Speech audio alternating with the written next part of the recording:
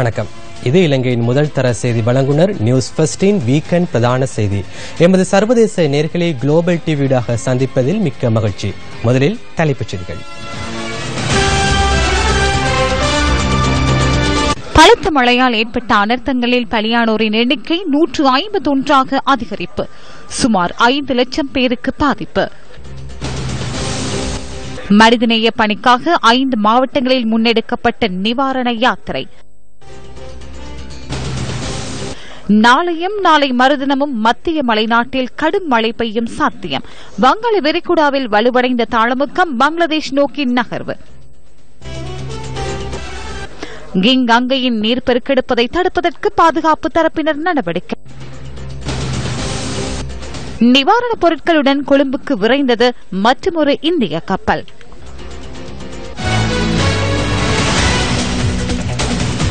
நாட்டை பாதித்துள்ள சீரற்ற வானிலை காரணமாக லட்சக்கணக்கான மக்கள் பாதிக்கப்பட்டிருக்கின்றார்கள்.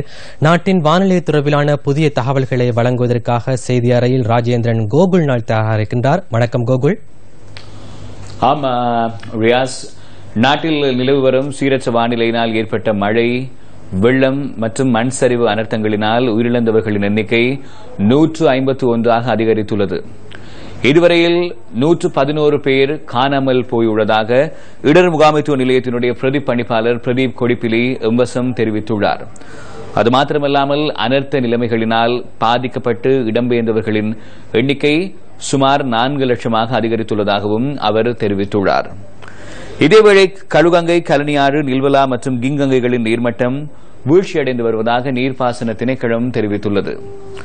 அத்துடன் சீரற்ற வானிலை காரணமாக மாத்தறை மாவட்டமே பெரிதும் பாதிக்கப்பட்டுள்ளது.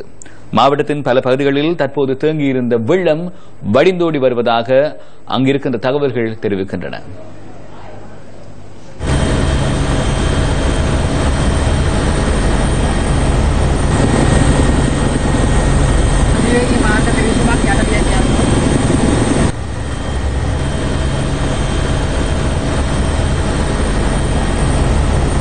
நெல்வலா கங்கை பெருக்கெடுத்தமையினால் நேற்று மாத்தறை மற்றும் அதனை அண்மித்த பகுதிகள் இவ்வாறு காட்சியளித்தன.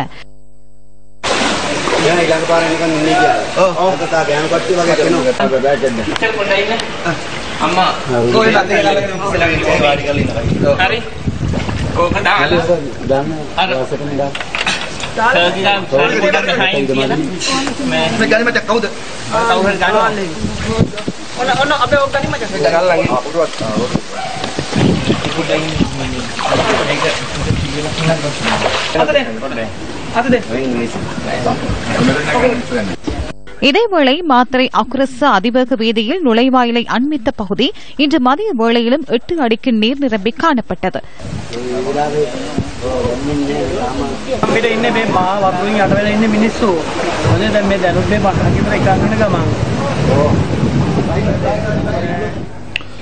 தென் மாகாணத்தின் காலி மாவட்டத்தின் உடுகம, பத்தேகம உள்ளிட்ட பல பகுதிகளும் வெள்ளத்தில் மூழ்கியுள்ளன. அது தொடர்பான தகவல்கள் அடுத்து. காலி மாவட்டத்தில் வெள்ளத்தில் மூழ்கிய பகுதிகளை இன்று வானிலிருந்து அவதானிக்கப்பட்ட போது இவ்வாறு காட்சியளித்தன.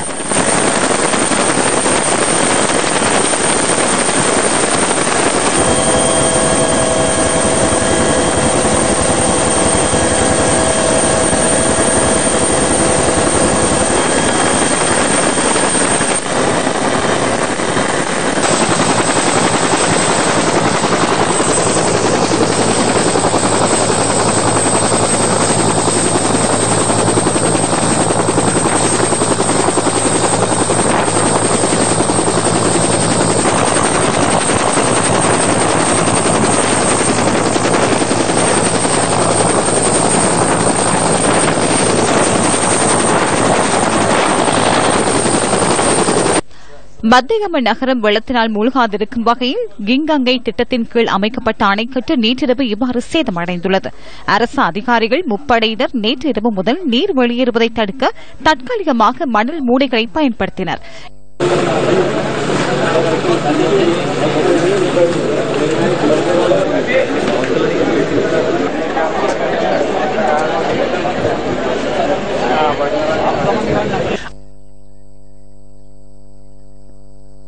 இன்று முற்பகல் இந்த இடத்திற்கு அமைச்சர் வஜ்ர அபேவர்தன சென்றிருந்தார்.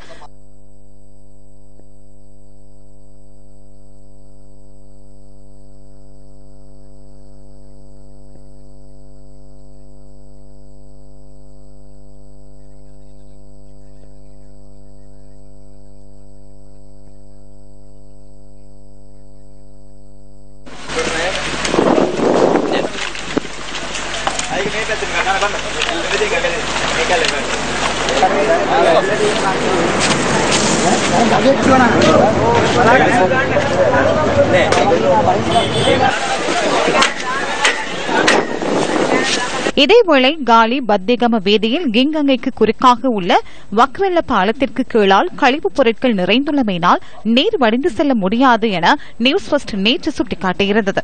அதன் பின்னர் அங்கு குவிக்கப்பட்டிருந்த குப்பைகளை அகற்றுவதற்கு இலங்கை கடற்படையின் மரீன் படையணி இன்று காலை நடவடிக்கை எடுத்தது.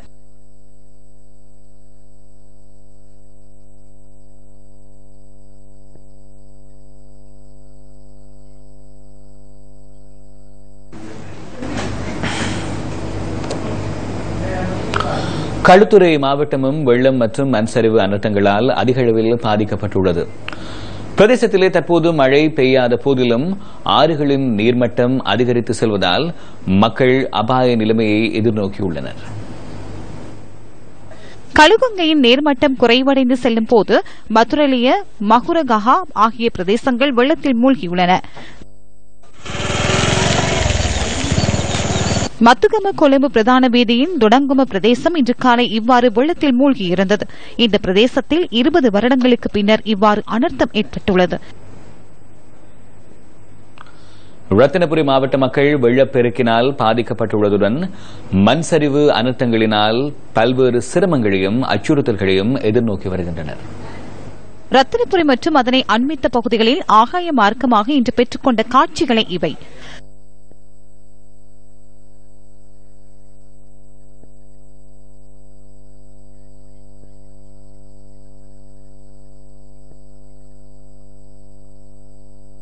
இன்று பகல் வேளையிலும் ரத்தினபுரியை சூழவுள்ள தாழ்நில பகுதிகளில் 8 முதல் 10 அடி வரை நீர் நிரம்பி காணப்பட்டது. முப்படையினர், ராணுவத்தினர் மற்றும் போலீசார் உள்ளிட்ட நிவாரணக் குழுக்கள் இணைந்து மக்களை மீட்கும் பணிகளில் ஈடுபட்டனர்.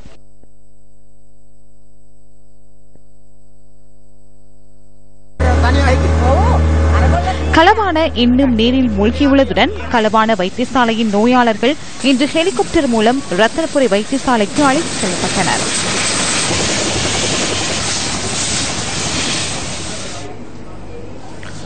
கலனி கங்கை பெருக்கெடுத்துள்ளமை கம்பஹா மாவட்ட மக்களையும் விட்டு வைக்கவில்லை.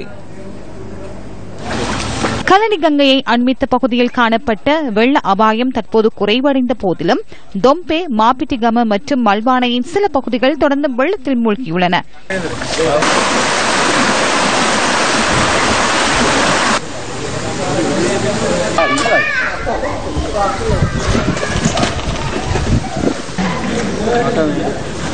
Saya?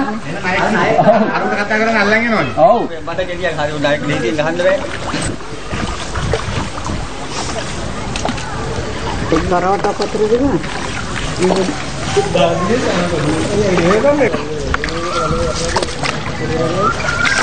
Kalau orang hidup dengan sini aja. Lagi bahalema hari terah.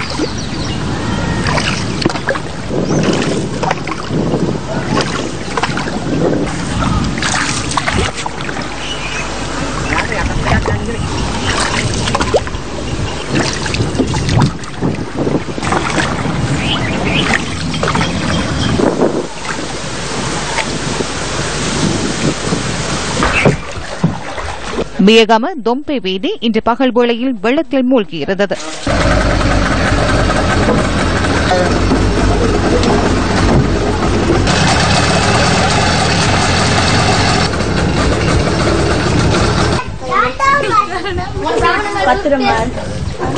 நீங்க ரெண்டு பேரும்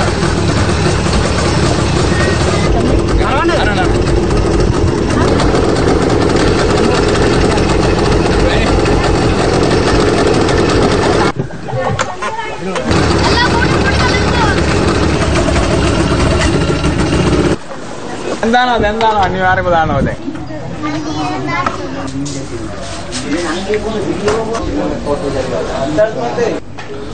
மக்களின் துயர் துடைக்கும் நோக்கில் நியூஸ் ஃபர்ஸ்ட் சக்தி சிரச TV1 நிவாரண யாத்திரைக்கு மக்கள் வழங்கிய நிவாரணப் பொருட்கள் வெள்ளம் மற்றும் மண்சரிவு அனர்த்தங்களால் பாதிக்கப்பட்ட 5 மாவட்டங்களுக்கு இன்றைய தினம் அனுப்பி வைக்கப்பட்டன. தற்போதும் எமது குழாத்தினர் 5 மாவட்டங்களிலும் மும்முரமாக பாதிக்கப்பட்ட மக்கள் வசம் சேர்ந்து நிவாரணப் பொருட்களை பகிர்ந்தளிக்கும் நடவடிக்கைகளில் தீவிரம் காட்டி வருகின்றனர். சக்தி சிரச நியூஸ் ஃபர்ஸ்ட் TV1 நிவாரண யாத்திரைக்கு மனித நேயம் கொண்ட மக்கள் வழங்கிய ஒத்துழைப்பினை எம்மால் இலகுவில் மறந்துவிட முடியாது.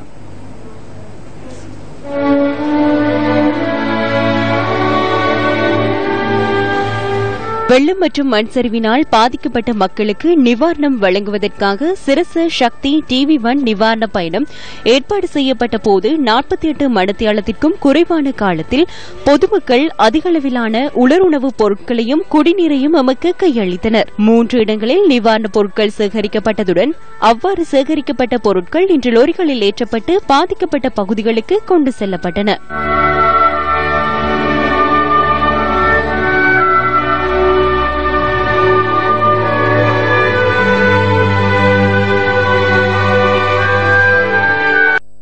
හොඳ වැඩපිළිවෙලක් තියෙනවා සිරස. ඒ නිසා අපි අගය කරනවා සිරස මෙවැනි දෙයක් කිරීම පිළිබඳව.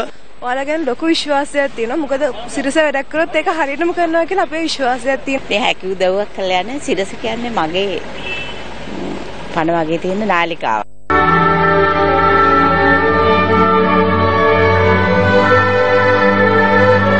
இன்று அதிகாலை வரை மக்கள் எம்மிடம் நிவாரணப் பொருட்களை கையளித்ததுடன் இன்று காலை நடைபெற்ற சர்வமத வழிபாடுகளின் பின்னர் நிவாரண பயணம் ஆரம்பமானது.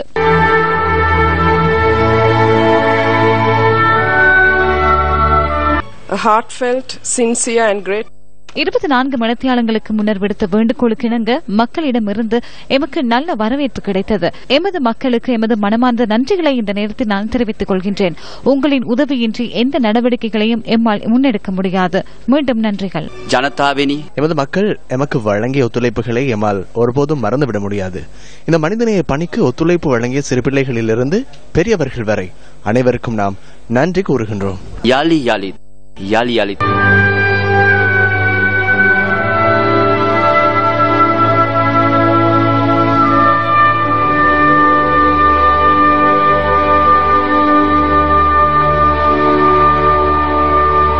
நீங்கள் வழங்கிய உதவிப் பொருட்களை ஏற்றிய லோரிகள் இன்று பிற்பகல் மாத்தறை, ரத்தினபுரி, களுத்துறை, காலி மற்றும் கொழும்பு மாவட்டத்தின் பாதிக்கப்பட்ட பகுதிகளை சென்றடைந்தன.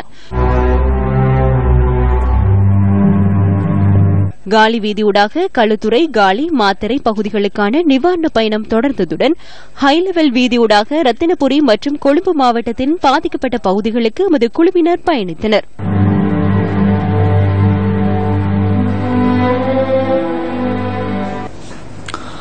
அனர்த்தத்தை எதிர்நோக்கியுள்ள எமது மக்களுக்காக நேசக்கரம் நீட்டும் சிரச சக்தி TV1 நிவாரண யாத்திரை மனிதநேய பணியை வெற்றிகரமாக முன்னெடுப்பதற்கு சகல வழிகளிலும் ஒத்துழைப்பு வழங்கிய எமது தேசத்தின் உயர்ந்த உள்ளங்களுக்கு எமது சிரம் தாழ்ந்த நன்றிகள். அனர்த்தத்துக்குள்ளான மக்களை மீட்டெடுக்கும் உன்னத பணியில் ஈடுபட்டுள்ள முப்படையினருக்கும் இலங்கை போலீசாருக்கும் எமது ஹிருதயபூர்வமான நன்றிகள் உரித்தாகட்டும். இதேவேளை ரத்தினபுரி மாவட்டத்திலும் இன்றைய தினம் நிவாரணப் பொருட்களை மக்கள் வசம் சேர்ப்பிக்கும் பணிகளில் எமது குழாத்தினர் மும்முரமாக ஈடுபட்டிருந்தனர்.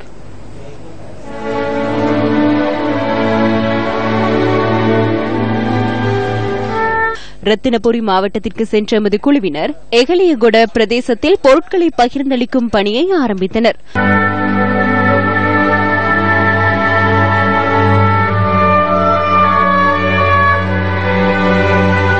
சில பகுதிகளுக்கு வாகனங்களில் பயணிக்க முடியாமையினால் படகுகள் மூலம் பயணித்தோம்.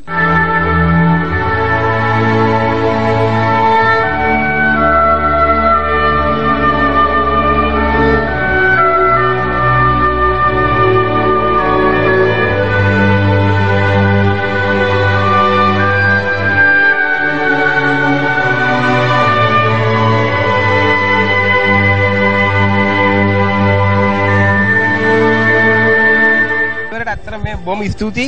මොකද සෑහෙන අසරණ වෙලා ඉන්නවා මේ මිනිස්සුયો. අකුඩු බඩු බෝතල් අපේ මොකුත් නැහැ ගෙදර. ඒ හින්දා මේ දැන් අපි හරිය සතුටකින් තමයි ආවේ මේ ආධාරය ලබා ගන්න. මේකට හරියම ස්තුතිවන්ත වෙනවා. ඒවා කියලා වැඩක් නැහැ මේ දුන්න දේවල් මේ දරුවන්ට. මම අම්මා වගේනේ.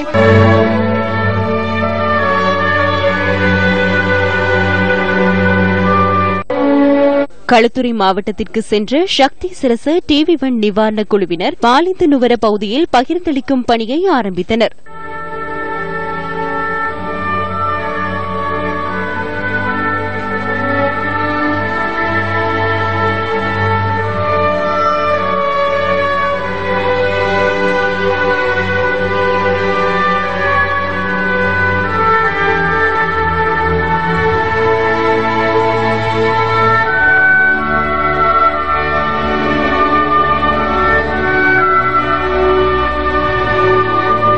மாத்தறை மாவட்டத்திற்கு சென்று எமது நிவாரண குழுவினர் 4 குழுக்களாக பிரிந்து நிவாரணப் பொருட்களை பகிர்ந்தளிக்கும் பணியை முன்னெடுத்தனர்.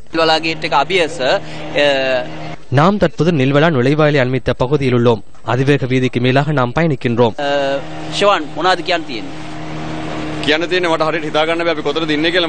நாம் எந்த இடத்தில் இருக்கின்றோம் என்பதை சரியாக கூற முடியாது. இதுபோன்று நாம் சுமார் 10 தடவைகள் சென்று வர வேண்டி ஏற்படும்.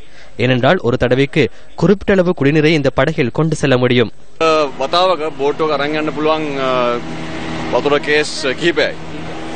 எமது கிராமத்துக்கு நாம் செல்கின்றோம். அங்குள்ள மத்திய கல்லூரியில் அதிக அளவிலான மக்கள் தங்கியுள்ளனர். நீங்கள் வழங்கிய உதவிப் பொருட்களை முடியுமான அளவு மக்களிடம் நாம் கொண்டு போய் சேர்த்து விடுவோம்.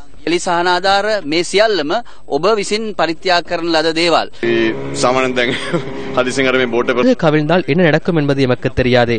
எமது தலைவர் மற்றும் முகாமைத்துவம் உள்ளிட்ட அனைவரும் மக்கள் மீது வைத்த நம்பிக்கையை நாம் நிறைவேற்றுவோம். எனவே மக்கள் வழங்கிய அனைத்து பொருட்களையும் பாதிக்கப்பட்ட மக்களிடம் நாம் கொண்டு போய் சேர்த்து விடுவோம். සාධාරණ කරන්න ඕනේ. නිසා අපි අන්තිම මොහොත වෙනකන් මේ හැම භාණ්ඩයක්ම ජනතාව වෙතට ලබා දෙන්න බලාපොරොත්තු වෙනවා.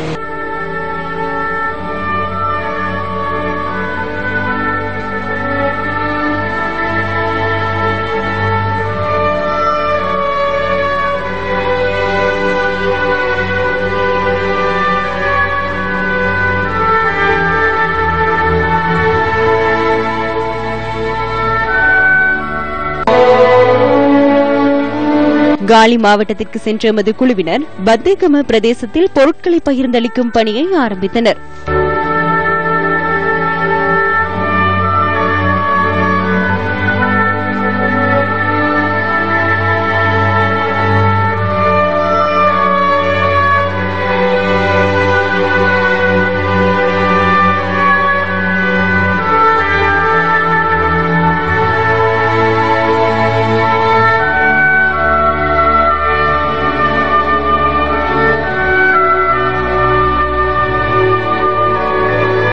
அனர்த்தத்தை எதிர்நோக்கியுள்ள எமது மக்களுக்காக நேசக்கரம் நீட்டும் சிரச சக்தி டிவி1 நிவாரண யாத்திரை மனிதநேய பணியை வெற்றிகரமாக முன்னெடுப்பதற்கு சகல வழிகளிலும் ஒத்துழைப்பு வழங்கிய எமது தேசத்தின் உயர்ந்த உள்ளங்களுக்கு எமது சிரம் தாழ்த்திய நன்றிகள்.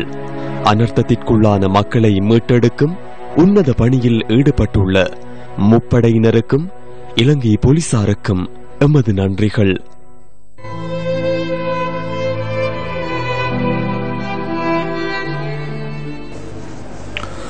இடர் முகாமைத்துவ அமைச்சில் இன்று பிற்பகல் நடைபெற்ற ஊடக சந்திப்பின் போது நாட்டினுடைய தற்போதைய நிலைமை தொடர்பில் விளக்கம் அளிக்கப்பட்டது.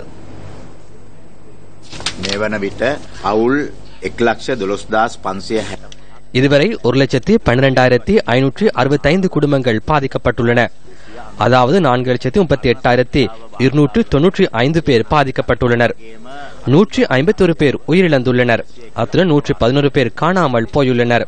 அதாவது 262 பேர் பலியாகியுள்ளனர் அல்லது காணாமல் போயுள்ளனர். 95 பேர் காயமடைந்துள்ளனர். 250 வீடுகள் முற்றாக சேதமடைந்துள்ளன.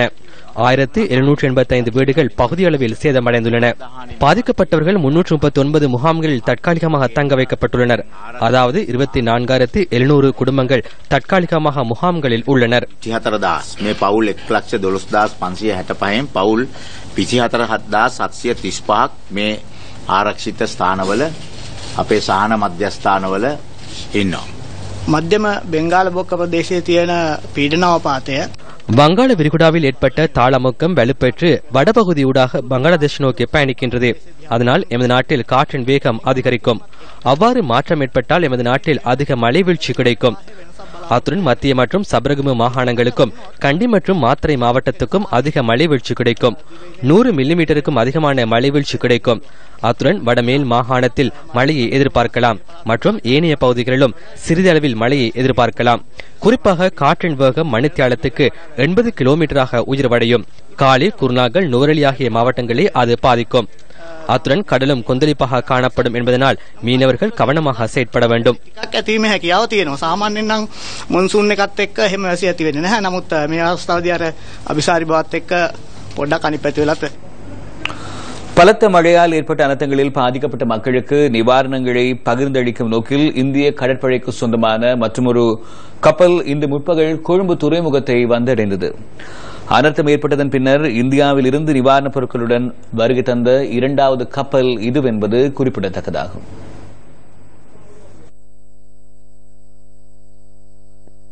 இந்தியாவிலிருந்து இன்று முற்பகல் கொழும்பு துறைமுகத்தை வந்தடைந்த கப்பலை இலங்கை கடற்படையினர் வரவேற்றனர். இந்தியாவிலிருந்து நிவாரணப் பொருட்களுடன் வருகை தந்த கப்பலின் கட்டளை அதிகாரியாக ரோஹித் மிஸ்ரா செயற்படுகின்றார். இந்த படகில் பாதுகாப்பு பிரிவினர், சுழியோடிகள், மருத்துவ குழுவினர் உள்ளிட்ட 127 பேர் வருகை தந்துள்ளனர்.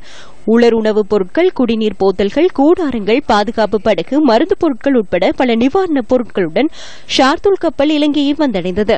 இதேவேளை வெளிவிவகார அமைச்சர், இடர் முகாமைத்துவ பதில் அமைச்சர், இலங்கைக்கான இந்திய உயர்ஸ்தானிகர் உள்ளிட்டோர் இன்று பிற்பகல் கொழும்பு துறைமுகத்திற்கு வருகை தந்து உத்தியோகபூர்வமாக பொருட்களை பொறுப்பேற்றுக் கொண்டனர். இதன்போது இலங்கை கடற்படையின் மேற்கு கட்டளை தளபதி நிராஜ் ஆட்டிக்கல உள்ளிட்ட கடற்படை அதிகாரிகளும் கலந்து கொண்டிருந்தனர். இதேவேளை அனர்த்தத்தினால் பாதிக்கப்பட்ட மக்களுக்கான நிவாரணப் பொருட்களுடன் நேற்றைய தினம் வருகை தந்த இந்திய கடற்படைக்கு சொந்தமான கர்ச் கப்பல் இன்று நாடு திரும்பியதாக கடற்படை தெரிவித்துள்ளது. இந்திய கடற்படைக்கு சொந்தமான ஜலஸ்வா என பெயரிடப்பட்ட மேலும் ஒரு கப்பல் நிவாரணப் பொருட்களுடன் நாளைய தினம் இலங்கைக்கு வருகை தரவுள்ளது.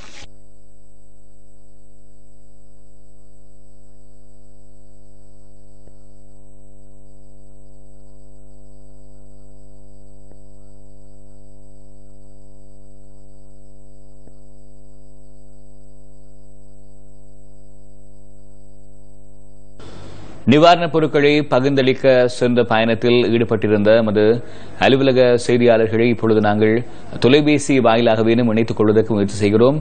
இப்பொழுது அங்கிருக்கின்ற நமது அலுவலக செய்தியாளர் ராஜலிங்கம் த்ரிஷானுவோடு நாங்கள் தொடர்பினை ஏற்படுத்துகிறோம். வணக்கம் கிருஷ்ணா. சக்தி சிரஸ் TV1 நிவாரண யாத்திரை பயணத்தில் தற்போது நாம் முக்கிய கட்டத்தில் ஒரு நெருக்கடியான சூழ்நிலையில் இருக்கின்றோம். அதாவது காலையில் 8 மணி அளவில் களுத்துறை நோக்கி எமது பயணத்தை ஆரம்பித்திருந்தோம். களுத்துறை கொழும்புக்கு மிக அருகில் இருந்தாலும் தற்போது வரை நாம் மிகுந்த சிரமத்துக்கு மத்தியிலேயே இந்த பயணத்தை மேற்கொண்டுள்ளோம். அதாவது களுத்துறையில் பெரும்பாலான பகுதிகள் நீரில் மூழ்கி இருப்பதை காணக்கூடியதாக இருக்கிறது. மத்துகம பிரதேசத்திற்குட்பட்ட உலாச்சிங்கள பகுதியில் தற்போது நாம் இருக்கிறோம். இந்த பகுதியில் 20 அடிக்கு மேல் நீர் தேங்கி இருக்கிறது. அந்த வகையில் உலாச்சிங்கள பகுதியில் சுமார் 600க்கும் மேற்பட்ட குடும்பங்கள் நீரினால் பாதிக்கப்பட்டிருக்கிறார்கள். அவர்களுக்கு சுமார் 3 நாட்களுக்கு மேல் குடித்தண்ணீர் கூட இல்லாத நிலையில் கஷ்டப்படுவதை எம்மால் அவதானிக்கக்கூடியதாக இருந்தது. அதே போன்று நாம் கொண்டு வந்த பொருட்கள் எமது சாதாரண வாகனங்களினூடாக கொண்டு வர முடியாமல் போனது. எனவே இராணுவத்தின் உதவியுடன் நாம் இந்த பொருட்களை இங்கு கொண்டு வந்து தற்போது படகுகள் மூலமாக நாம் இந்த பொருட்களை அந்த பாதிக்கப்பட்ட மக்கள் இருக்கும் பகுதிகளுக்கு எடுத்து செல்கின்றோம். அந்த வகையில் சுமார் 600க்கும் மேற்பட்ட குடும்பங்கள் இங்கே இருக்கிறார்கள். சிறு குழந்தைகள் இருக்கிறார்கள். பாடசாலை செல்லும் மாணவ மாணவிகள் இருக்கிறார்கள். இவர்கள் அனைவரும் பாதிக்கப்பட்டு துயரமான ஒரு நிலையில் இருப்பதை காணக்கூடியதாக இருக்கின்றது. இவர்களுக்கான சகல பொருட்களும் நம்மிடம் இருக்கின்றன. அந்த சகல பொருட்களும் எமது நிவாரண யாத்திரைக்கு நமது நாட்டு மக்கள் மிகுந்த பரோபகாரிகளாக முன்வந்து உதவிக்கரம் நீட்டி வழங்கியவை. எனவே அந்த உதவி செய்த அனைத்து மக்களுக்கும் நாம் இந்த சந்தர்ப்பத்தில் எமது நன்றியை தெரிவித்துக் கொள்கிறோம். இந்த பொருட்கள் அவர்களின் எதிர்பார்ப்புப்படி, அவர்களின் நம்பிக்கைப்படி எம்மிடம் கையளிக்கப்பட்டதற்கு அமைய நாம் அந்த பொருட்களை பாதிக்கப்பட்ட மக்களுக்கு மிக சிறப்பாக கொண்டு வந்து சேர்த்திருக்கிறோம் என்றே கூற வேண்டும். இந்த நிவாரணப் பொருட்களை பகிர்ந்தளிக்கின்ற இந்த பயணம் கடினமானது, மிக மிக கடினமானது. ஆனால் மக்கள் எங்கள் மீது வைத்த நம்பிக்கை வலிமையானது. வலிமையான மக்களின் நம்பிக்கையினால் கடினமான இந்த பயணத்தில் உள்ள தடைக்கற்களை நாங்கள் தகர்த்தெறிந்து நிச்சயமாக மக்கள் எங்கள் மீது வைத்த நம்பிக்கையை பூர்த்தி செய்கின்ற நோக்கிலே உண்மையாக சீரற்ற வானிலை, வெள்ளம், மண் சரிவு அனர்த்தங்களினால் உண்மையாக பாதிக்கப்பட்டவர்கள் வசம் நிவாரணப் பொருட்களை கையளித்த செய்தியை நாளைய தினம் எமது பிரதான செய்திகளில் உங்களுக்கு தெரிவிப்போம் என்று கூறிக்கொள்கிறேன். தொடர்ந்தும் பிரதான செய்திகளுடன் செய்தி கலையகத்திலிருந்து ரியாஸ் ஹாரிஸ். நன்றி கோகுல்நாத். சீரற்ற வானிலை காரணமாக மக்கள் எதிர்நோக்கின்ற துயரங்கள் தொடர்பில் மேலதிக தகவல்களை நியூஸ் 15 தொடரும் செய்திகளில் எதிர்பாருங்கள். ஆஸ்திரேலியா பிரவுன்ஸ்விக் தோட்டத்தில் தீயினால் பாதிக்கப்பட்ட மக்களுக்கு வீடுகளை வழங்குவதில் முறைகேடு ஏற்பட்டுள்ளதாக பாதிக்கப்பட்டவர்கள் கூறுகின்றனர். பிரவுன்ஸ்விக் தோட்டத்தில் அமைக்கப்பட்ட 25 வீடுகளில் 23 வீடுகள் மாத்திரமே இன்று கையளிக்கப்பட்டதாகவும் அவர்கள் கூறுகின்றனர். எங்களோட வீடு தான் எரிஞ்சிருக்கு. எரிஞ்சதுனால இன்னைக்கு போயிட்டு நின்றுகிட்டு இருந்தோம். 2 பேருக்கு எங்களுக்கு வீடு நிப்பாட்டி இருக்கு. நாங்க ரெண்டு பேர்னா நாங்க செங்கடிச்சவங்க யூனியன்ல இருக்கோம். யூனியன்ல இருக்கனால அவங்க கேட்டோம் என்ன காரணத்தினால நிப்பாட்டிருக்கீங்கன்னு கேட்டோம். அந்த டைம்ல அவங்க சொன்னாங்க நாங்க பிக்கெட்டிங் ஒண்ணுக்கு போனோம், அதனாலதான் வீடு நிப்பாட்டி இருக்கு. 2 வீடை மட்டும் எங்களோட 2 வீடை மட்டும் நிப்பாட்டி இருக்காங்க. மற்ற 23 வீட்டுக்கும் எல்லா ஸ்பீக்கர்ல இருந்து ஒட்டி இருக்காங்க. எல்லா ஸ்பீக்கர் ஒட்டி உட்காந்து இருந்தோம். அவங்க கரண்ட் ஃபார்ம் கூட நிரப்புறதுக்கு எங்களை விடல. நாங்க அந்த எழுதுறதுக்கு போனா இந்த எங்களோட எஸ்டேட்ல உள்ள வெல்ஃபேரும் கூட எங்களுக்கு ஒத்துழைப்பு கொடுக்கல. அந்த நகரத்தை போயிட்டு கண்டுக்கீங்கன்னு சொன்னாரு. 2 நாள் கண்டுக்க போன பிறகு அவரு சொல்றாரு இப்பவா அப்புறவா அப்படின்னு அலைய வச்சுக்கிட்டு கடைசி இந்த ஓபன் பண்ற டைம்ல எங்க 2 பேருக்கு வீடு நிப்பாட்டி இருக்குன்னு சொன்னாங்க. நாங்க என்ன காரணம்னு போயிட்டு கேட்கறதுக்குள்ள நம்மளோட மினிஸ்டர் திகாம்பரம் அண்ணே உங்களுக்கு இந்த பிக்கெட்டிங் போனனால நிப்பாட்டிட்டேன்னு சொல்லி இப்ப எங்களோட நியூஸ்காரவங்க வந்திருந்தாங்க. நியூஸ்காரவங்க வீடியோ எடுக்கிறதுக்குள்ள அவங்களையும் வீடியோ எடுக்க வேணாம், இதெல்லாம் போட வேணாம் அப்படின்னு அவங்களோட கேமராவில புடிங்கிட்டு அவரை தள்ளிக்கிட்டே போயிட்டாங்க. அப்புறம் வீடியோ எடுக்க இல்லாம போயிருச்சு. இதுக்கு இந்த சரியான கவலைப்படுறோம். நாங்க இந்த இவ்வளவு கஷ்டப்பட்டுட்டு வீட்டுக்கு பெயிண்ட் எல்லாம் அடிச்சு கூட நாங்க தான் எங்களோட வீடு தான் எரிஞ்சிருக்கு.